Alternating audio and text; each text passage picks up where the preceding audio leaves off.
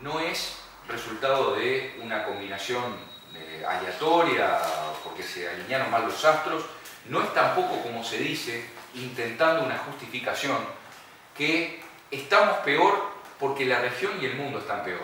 Eso es absolutamente falso. ¿Sería posible hoy tener otro nivel de convivencia y otros niveles de seguridad? Sí, sin duda. ¿Por qué estamos peor? Yo diría que para abordar este problema de la inseguridad nosotros tenemos dos grandes maneras de aproximarnos. O leemos las estadísticas del Ministerio del Interior, algunas estadísticas alternativas que se publican, por ejemplo, por alguna ONG encargada del monitoreo de la seguridad, o hacemos encuestas para preguntarle a la gente cómo se siente. Yo diría que lo mejor es combinar las dos estrategias de información. Conocer lo objetivo, saber cómo están las cifras del delito y a su vez preguntarle a la gente, preguntarle en forma científica a través de encuestas.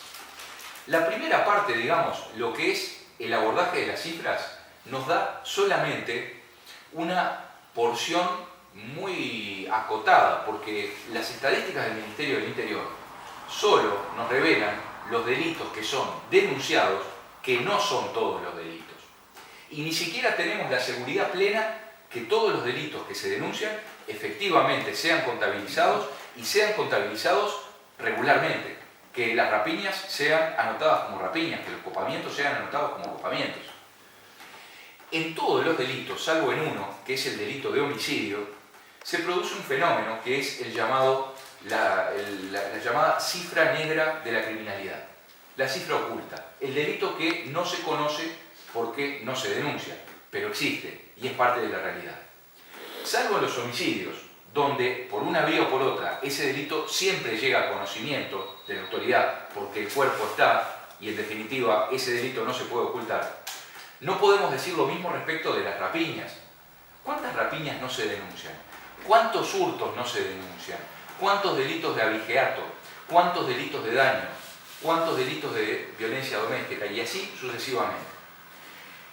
Aún tomando en cuenta que hay una porción del delito que no se conoce porque no llega a conocimiento de las autoridades, hoy tenemos un récord de homicidios, de hurtos y de rapiñas. Pero tanto es así que este año va a terminar con una cantidad de rapiñas que podría estar rondando las 30.000. Una cantidad de rapiñas denunciadas. Una cantidad de hurtos que va a superar en principio los 130.000 denunciados. Los homicidios probablemente van a estar en el entorno de los 380 a 400. ¿Saben cuántos homicidios se registraban en Uruguay antes del año 2005? Es decir, cuando empezó a gobernar el Frente Amplio, alrededor de 200. Y en algunos años incluso menos. Es decir, que en los 3 periodos de gobierno, 2 periodos completos y la fracción de este que va, los homicidios se multiplicaron por 2.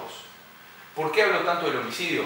Por 2 razones. Porque es el delito más grave y porque afecta el bien más precioso que todos tenemos, que es la vida. Y si quieren, agrego una tercera razón, que es la que les dije recién, porque no hay cifra oculta y los delitos que ocurren se conocen y se pueden contabilizar. Los delitos de homicidio efectivamente se contabilizan. Cuando una sociedad duplica los homicidios en menos de 15 años, hay que abrir muy bien los ojos y hay que reaccionar antes que sea más tarde.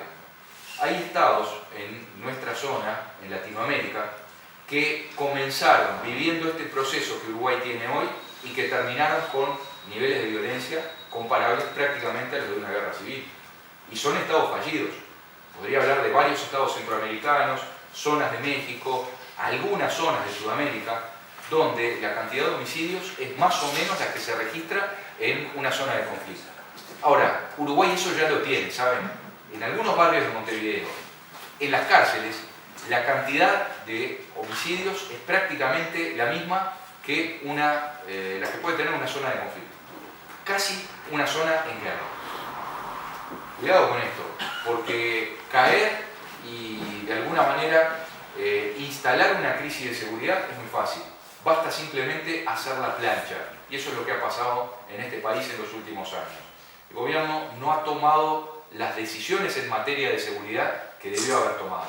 Y lo que es peor, el presidente de la República que es el principal responsable de la situación de inseguridad, le prometió a ustedes, a toda la ciudadanía, en el año 2014, antes de las elecciones, que los hurtos y las rapiñas iban a disminuir en un 30% y que la reincidencia, es decir, la cantidad de gente que sale de la cárcel y vuelve porque comete delitos, iba a situarse en un 30%.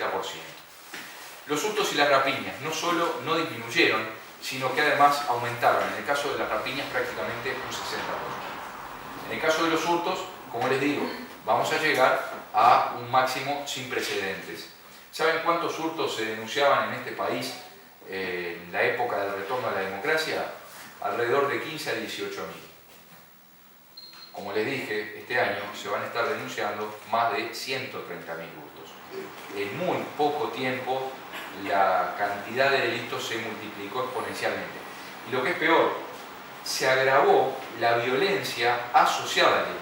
Es decir, no solo hay una crisis desde el punto de vista cuantitativo, la cantidad de delitos, la repetición del delito y la probabilidad de ocurrencia, sino que además cualitativamente fue agravándose el nivel de violencia asociado al delito. Es decir, que son más los delitos violentos y los delitos violentos son todavía más graves que lo que eran hace un tiempo. Hasta aquí podríamos decir tenemos una descripción de lo que está pasando en materia de seguridad. La pregunta que corresponde ahora es ¿por qué se ha llegado a esta situación? Para decirlo de un modo sencillo, así como está la canción Tres cosas hay en la vida, bueno, tres cosas hay en materia de seguridad: prevención, represión, rehabilitación. Prevención del delito significa actuar tempranamente a través de la vigilancia, el patrullaje y la disuasión, es decir, actuar antes que el delito ocurra, y así como en materia de salud más vale prevenir que curar, en materia de seguridad pública más vale prevenir que lamentar y soportar el daño del delito. Ha habido errores en la política de la prevención del delito. Ha habido errores también, y más que errores, yo diría, una renuncia en materia de represión del delito. ¿Qué es la represión del delito? La represión del delito, primero, no es un concepto que deba estar asociado a la ilegalidad. Muchas veces se piensa en represión, entonces se asocia con la represión ilegal. Eso es un error. Y es un error que ha cometido el partido de gobierno, que tiene, respecto del tema de la represión del delito y el uso de la fuerza, el uso de los recursos legítimos de fuerza por el Estado, un prejuicio ideológico. El Frente Amplio le ha atado las manos a la policía y ha, de alguna manera, logrado que una policía que está mejor equipada, y ahora les voy a decir por qué, porque tiene mayor presupuesto en el Ministerio del Interior, una policía más grande y mejor equipada está con las manos atadas y a la defensiva. Y cuando llega el momento de ejercer la autoridad de reprimir el delito, allí es donde viene el freno desde el punto de vista político.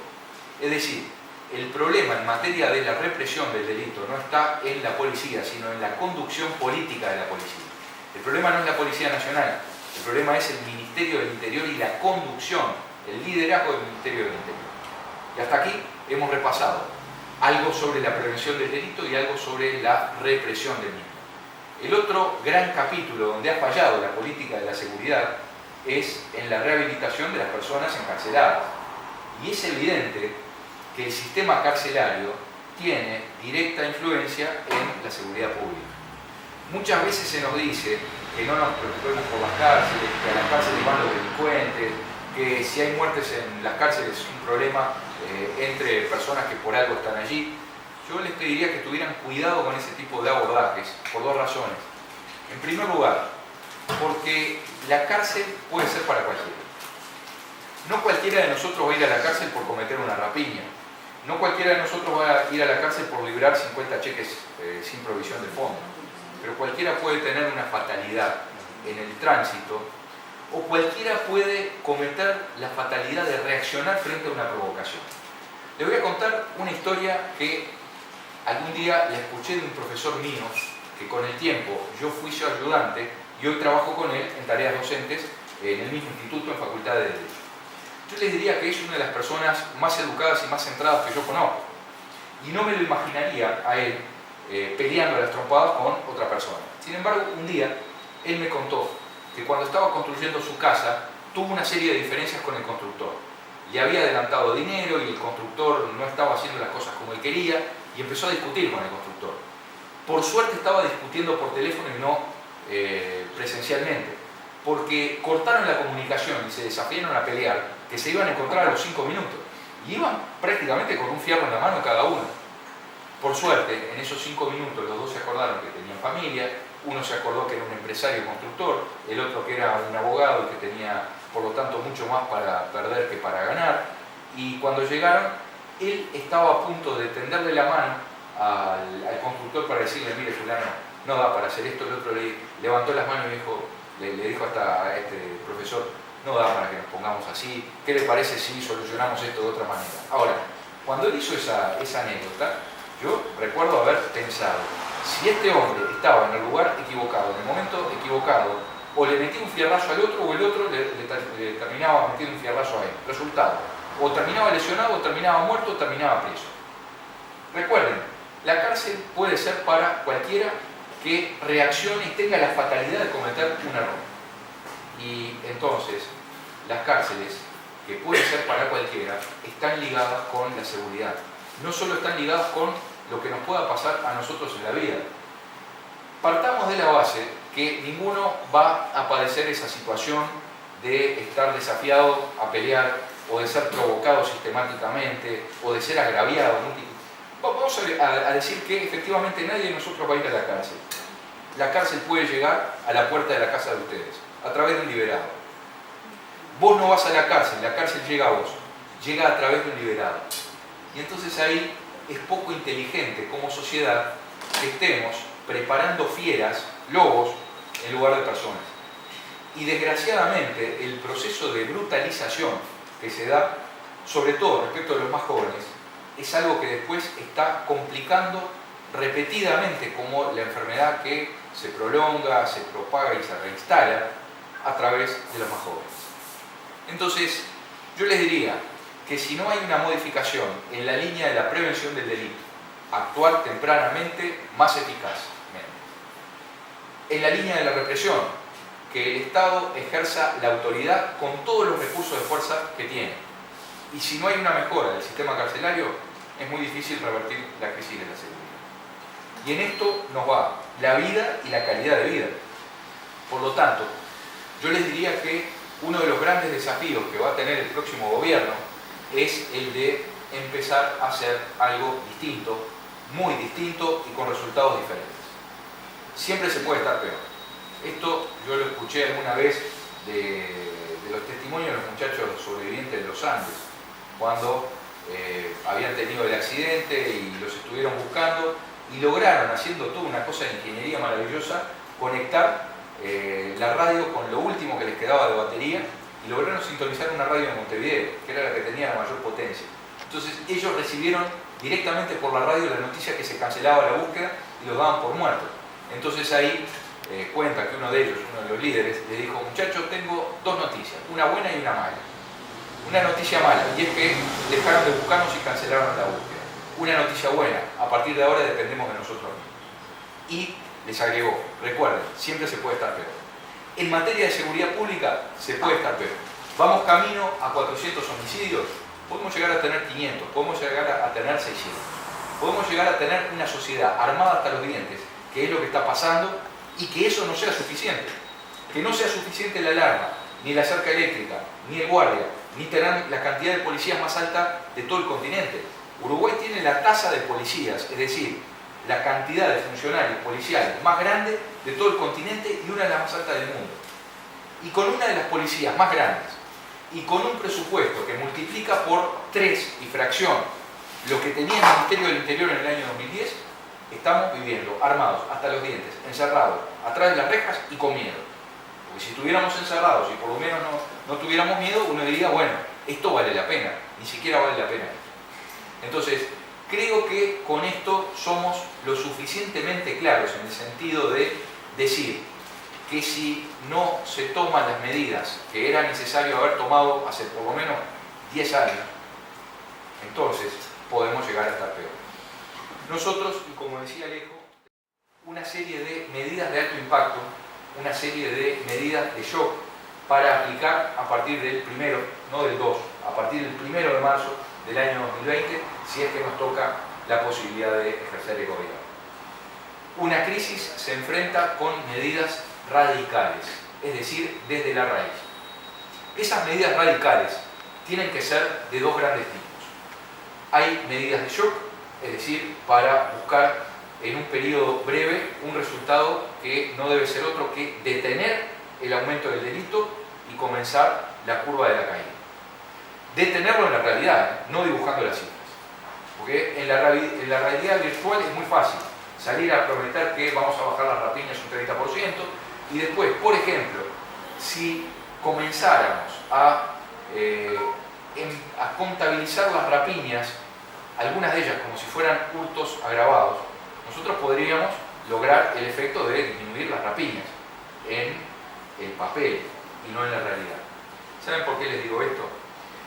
Lamentablemente el Ministerio del Interior no tiene la transparencia necesaria para que nosotros podamos saber cómo elabora las cifras.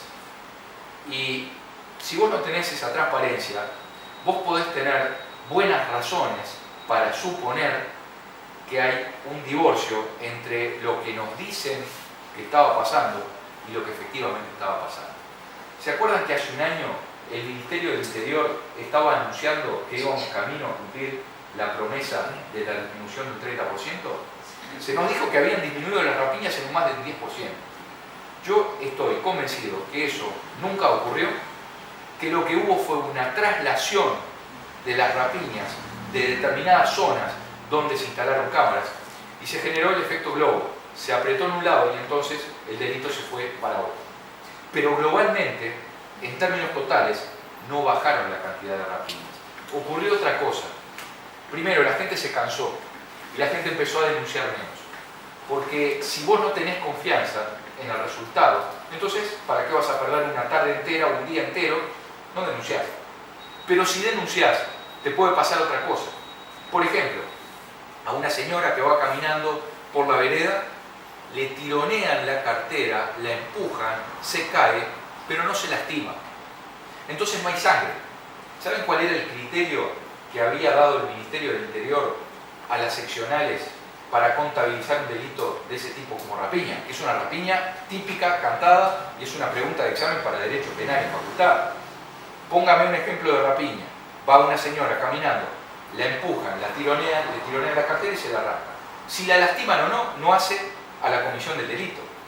Bueno, en el año 2016 y 2017 se introdujo a través de una directiva, no a través de la modificación de la ley, sino se cambió el criterio para que se anotaran las rapiñas en ese tipo de casos. Entonces decían, ¿a usted la lastimaron? No. ¿Hubo sangre? No. Entonces no es rapiña. ¿Y qué es? Es un hurto agravado. Entonces miren cuál es el resultado. ¿Se acuerdan que les dije que los hurtos andan rondando los 130.000? Si yo bajo de la columna de 130.000, 2.000, digamos que no es un gran resultado. Pero si yo bajo de la columna de las rapiñas, que son 20.000, si yo bajo 2.000, estoy bajando un 10%. Entonces, ¿qué hago? Yo corro, cambio el criterio, lo subo y corro de la columna de las rapiñas hacia el hurto agravado. Esas situaciones grises que están casi en el límite, que pueden ser rapiñas o que pueden ser hurto agravado, están ahí, están en el limbo. No sé si me explico. Lo que se hizo fue modificar los criterios de registro del delito para que después el ministro tuviera la oportunidad de salir a decir, vamos camino a bajar las rapiñas. Porque vamos a suponer que fueron 2.000 los hurtos que aumentaron, eso no era grave, pero fueron 2.000 las rapiñas que disminuyeron. Y eso era un resultado aparentemente tangible. Y por allí estaba la razón por la cual el ministro salió rápidamente a prometer que iba a cumplir con lo que había anunciado. Eso es falso. Eso es falso. No quiero decir con esto que no haya existido un problema en la implementación del Código del Proceso Penal, que lo existe, que hay, sí, sin duda. Y uno de los problemas que estamos teniendo en materia de administración de justicia es que cada vez se negocia más y hay menos juicios penales. Prácticamente no hay juicios penales, hay juicios abreviados o acuerdos reparatorios. ¿Y cómo se obtiene, por ejemplo, un juicio abreviado? se obtiene a través de la confesión del delito y a través de la promesa del fiscal de bajar los años de la pena. Entonces se negocia. No vamos a un juicio, yo te confieso, yo que soy el autor del delito, me confieso como tal, pero pido que se me baje la pena.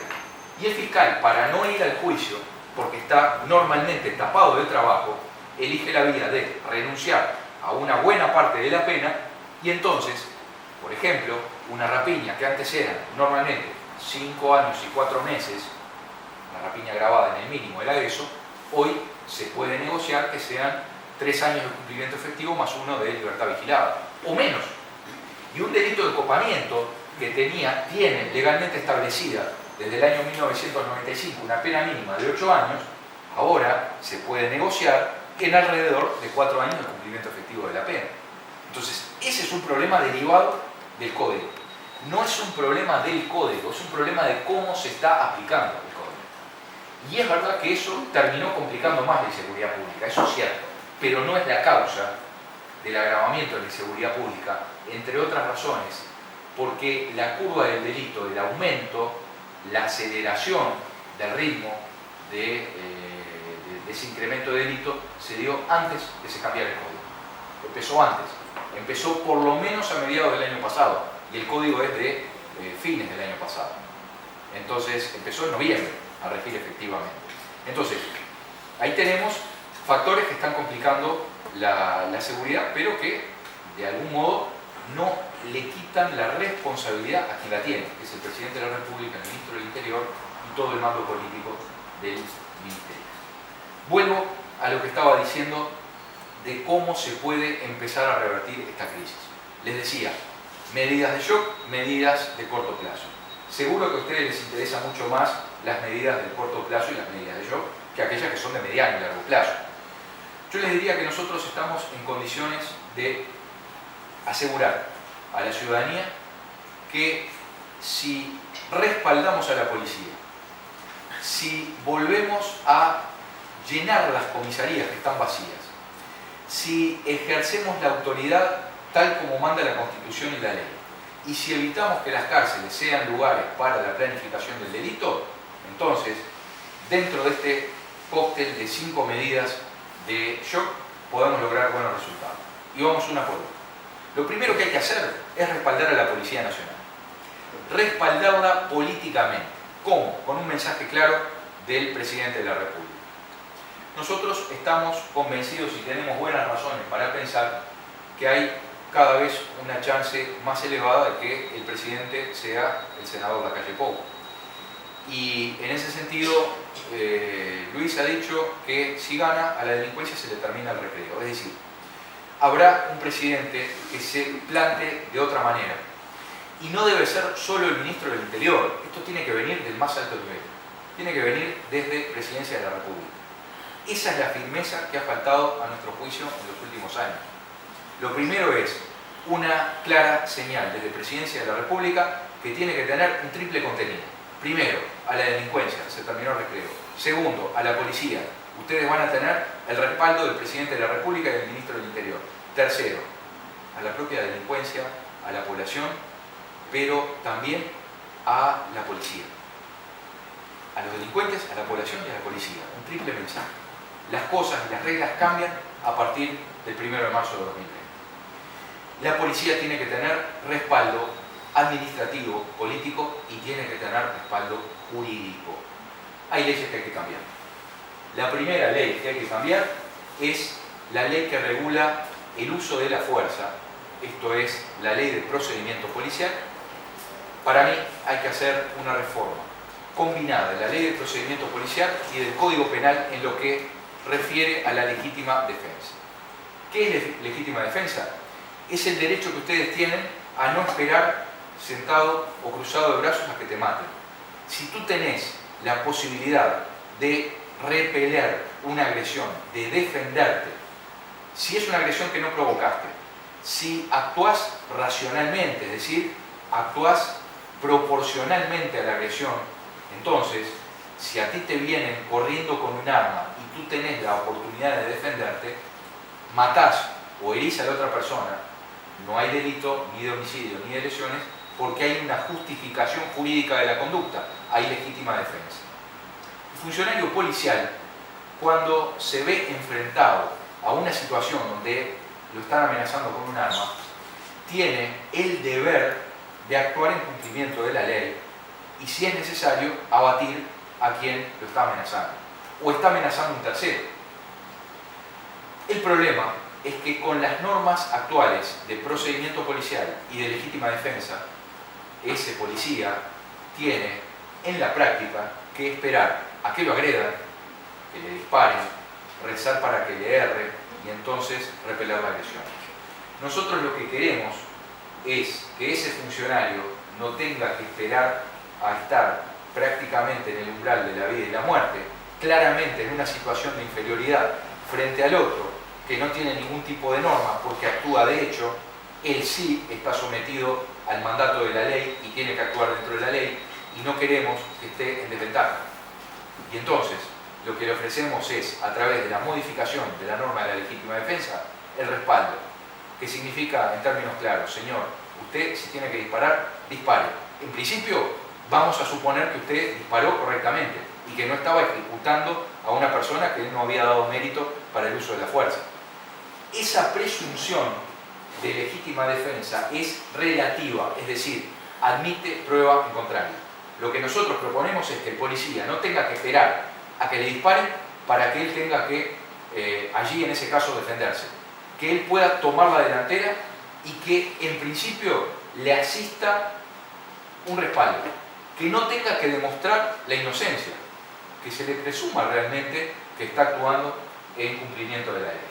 Eso es posible modificando el Código Penal. Quiero que sepan que existe un proyecto que fue cajoneado en el Senado, fue presentado por el senador Lacalle Pou y lamentablemente no ha tenido el resultado que debió haber tenido. Si el presidente de la República y el ministro del Interior quisieran proteger, como debían proteger a los que nos cuidan a nosotros, ese proyecto ya debería ser ley. Hace un año, por lo menos. Primera medida, respaldo a la policía. Segunda medida, las comisarías están vacías. Tenemos la mayor cantidad de policías por habitante y, sin embargo, las comisarías están vacías. ¿Dónde están esos funcionarios? Yo les diría que hay un mal despliegue de los recursos, no solo en Montevideo, en las capitales también, y sobre todo en campaña. Las comisarías están vacías porque nos dicen, estamos reforzando las áreas que tienen más delito, Montevideo y Canelones. Yo les puedo asegurar que ustedes van a una comisaría en Montevideo y se pueden encontrar con una comisaría semivacía. Comisarías que tienen a su cargo la gestión de la seguridad de 100.000 habitantes, es decir, varias ciudades del interior, y sin embargo tienen 40, 50 policías. No puede ser. Las comisarías tienen que estar otra vez con la cantidad de funcionarios bien atendidos. Y bien atendido no significa solo que le tomen administrativamente la denuncia, sino que lo escuchen en toda la información que va a dar y que escuchen a los testigos. Las comisarías tienen que volver a ser la unidad de relacionamiento entre el vecino y la policía y tienen que volver a ser la unidad operativa básica donde se acopia la información y se utiliza para luego lograr el esclarecimiento del delito. Ustedes dirán, ¿cómo van a hacer? ¿Van a hacer magia para llenar las comisarías? No, vamos a distribuir mejor los recursos que ya existen. Si tenemos 30.000 policías, si hay en este país cerca de 30.000 guardias de seguridad, que equivale a otra policía entera, con un sector de seguridad compuesto por 60.000 personas, ¿cómo no se va a poder gestionar adecuadamente la prevención del delito? Es imposible que no se pueda. El tema es hacerlo correctamente. Ahora, si para lograr que las comisarías sean otra vez esos lugares donde el vecino está debidamente atendido y donde se le escucha, hay que